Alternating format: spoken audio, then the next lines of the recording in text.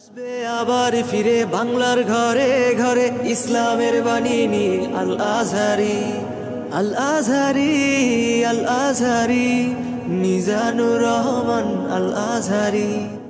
জনপ্রিয় ইসলামী বক্তা ও গবেষক ডক্টর মিজানুর রহমান আজহারি মাহফিলে জাতীয় ঐক্যের আহ্বান জানিয়েছেন। শুক্রবার কক্সবাজারের পেকুয়ার বৃহত্তর সাবেক গুলদি তাফসির ময়দানে অনুষ্ঠিত মাহফিলে রাত 9:45টার দিকে প্রধান মুফাসসিরের বক্তব্যে তিনি এই ঐক্যের আহ্বান জানান। তিনি পবিত্র ধর্মগ্রন্থ আল কোরআনের বাণীর পাশাপাশি সাম্প্রতিক ঘটে যাওয়া বিভিন্ন সাম্প্রদায়িক ঘটনাকে কেন্দ্র করে বলেন, নতুন বাংলাদেশ একটি অসাম্প্রদায়িক রোল মডেলের নজির দেখিয়েছে। চট্টগ্রামে আইনজীবী আলিফ হত্যাকাণ্ডের পরও মুসলিমরা ধৈর্যের পরিচয় দিয়েছে।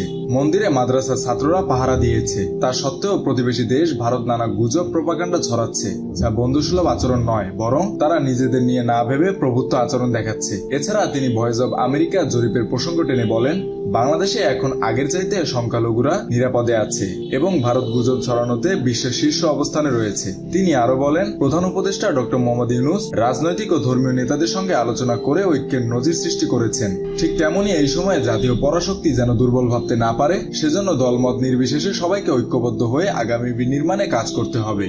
নয়তো আন্তর্জাতিক পরাশক্তি দেশগুলো দুর্বল ভেবে আমাদের কাছ থেকে ট্রানজিট অথবা সেন্ট মার্টিন দাবি করে বসবে। 12 ঘন্টা ব্যাপী তাফসির মাহফিলটি সকাল 10টায় শুরু হয়ে রাত 11টায় শেষ হয়। এর আগে সকাল থেকে আজহারির আসার খবরে মানুষের ঢল নামে। শুক্রবার কক্সবাজারের পেকুয়ায় মরহুম মাওলানা শহীদুল্লাহ স্মৃতি সংসদ ও সমাজ উন্নয়ন পরিষদের যৌথ উদ্যোগে এই মাহফিলে যোগ দিতে বিকেলে তিনি বসুন্ধরা মালিকানাধীন হেলিকপ্টারে করে আসেন। তাফসির ময়দানস্থলে নিশ্চিদ্র নিরাপত্তা ব্যবস্থা গ্রহণ করেছে আয়োজক কমিটি ও প্রশাসন। পেকুয়া সমাজ উন্নয়ন পরিষদের প্রধান উপদেষ্টা নিয়ামতুল্লাহ নিজামী বলেন, আজহারি হুজুর সহ জনপ্রিয় ইসলামী আলোচকদের আগমনে ধর্মপ্রাণ মুসল্লিদের ঢল নেমেছে।